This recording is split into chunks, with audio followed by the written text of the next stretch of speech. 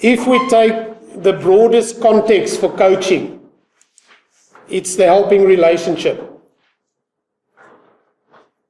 That's the broadest container that you can draw in your mind if you want to understand my definition of coaching. It all starts with a helping relationship. That's where it begins. That's where it's maintained. That's within the confines of which this journey takes place. It's a helping relationship.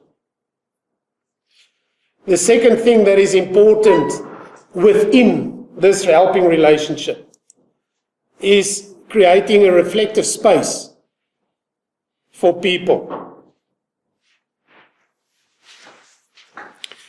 I'm still trying to define and describe and explain a reflective space because it eludes me, it escapes me. I sometimes think, yes, I've got it, yes, it's this. And then something happens and then it's like, no, it's this and there's something else also. But the whole idea of a reflective space ties into Mbuku, creating space for people to be. Because that's what Mbuku does. Or a Mbuku. That's the only thing that a mirror does. It reflects.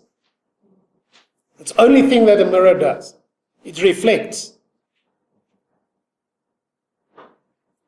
And obviously, if we talk about two people in relationship, the reflection is between us. It happens here, between us, reflection. Coming to me, bouncing back to you. Going to, bouncing back to me. It's not a model. Coaching is never a model like this, hierarchical.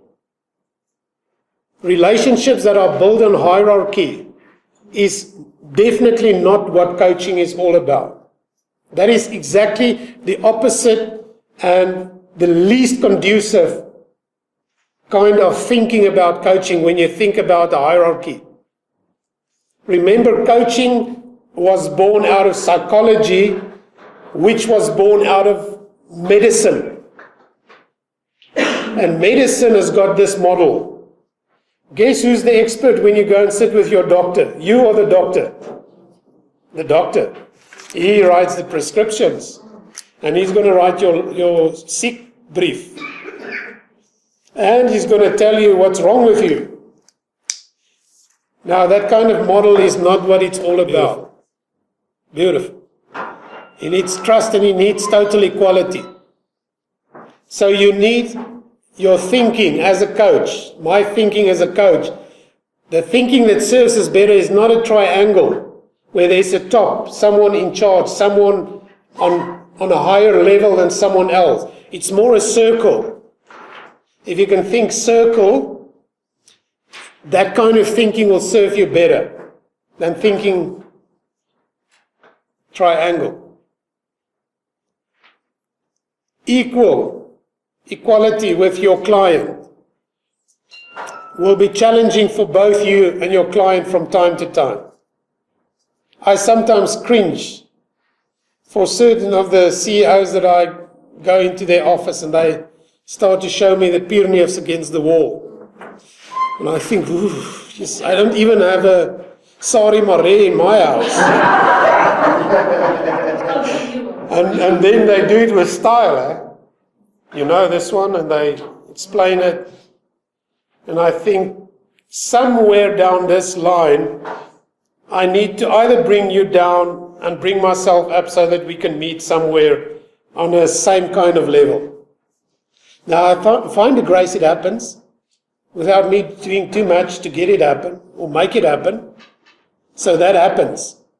But that equality, that being on the same level is critically important. If in the king's speech, to bring it back what Stefan is saying, if the king remained the king, that guy could have never become the coach. Because I'm the king and I call the shots and I will tell you when I do this and that. And I'm not in the mood for what you're telling me now, so no. You know the whole thing that I've been reiterating in terms of when the student is ready, the teacher will appear? That's the kind of atmosphere you would like to create. A reflective space creates that.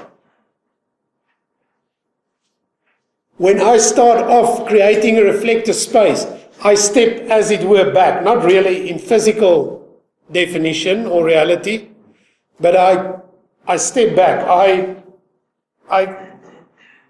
come back. I make space to draw my client into this reflective space.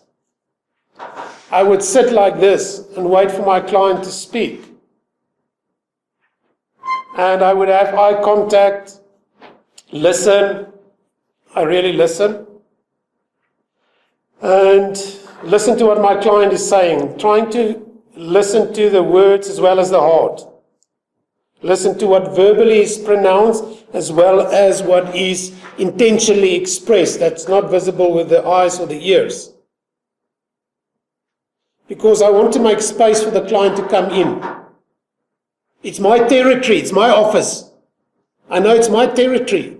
Not in a negative way, it's just my realization that this territory belongs to me, and my client enter hesitantly most of the times into my territory, so I must make it as easy for my client to enter. And the reflective space helps with that.